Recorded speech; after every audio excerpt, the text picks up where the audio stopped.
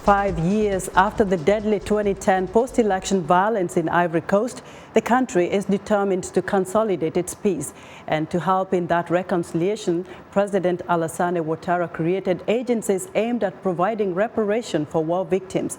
The first group of victims was compensated in August, but many are still waiting, and some are losing patience over the lagging process. Emilie Iob reports.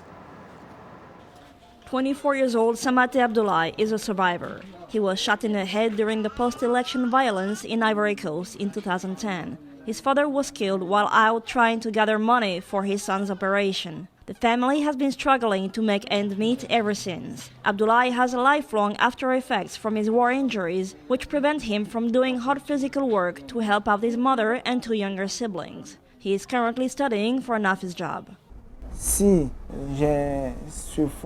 If I have this compensation fund, I will invest it, and it will give me some peace of mind.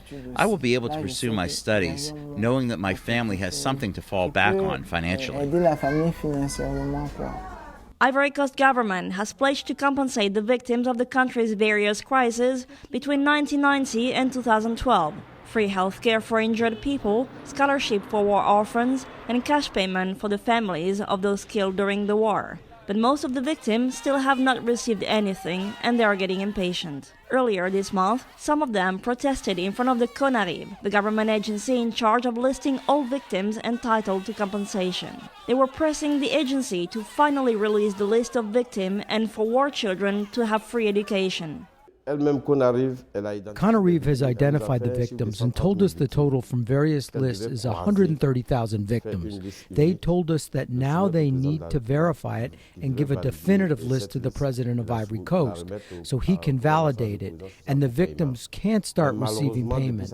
But since it was created, the CONARIB hasn't been able to produce this list. The CONARIB was created recently to finish the job of another agency whose list was deemed incomplete after 3 years of work. Commissioner Françoise Kogis-Ofumu says there are many challenges to pulling together a definitive list. There are victims in isolated areas who couldn't be identified. It's for them that we're extending the delay to register.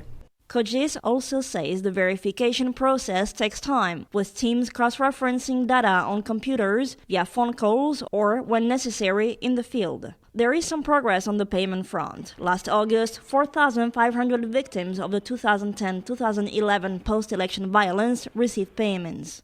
Aya Quadio was one of them. Both her husband and his brother were killed, leaving 2 wives and 17 children behind. When Quadio received the money, she divided it among all the children. Now she would like the government to help her children get an education so they can find jobs.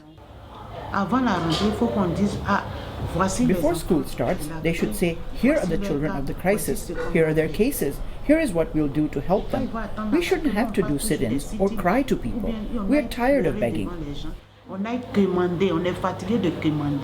Quadio adds that she's hopeful that getting some kind of compensation is a good first sign that the reparation process is going in the right direction. Emilie Iob for VOA News in Abidjan.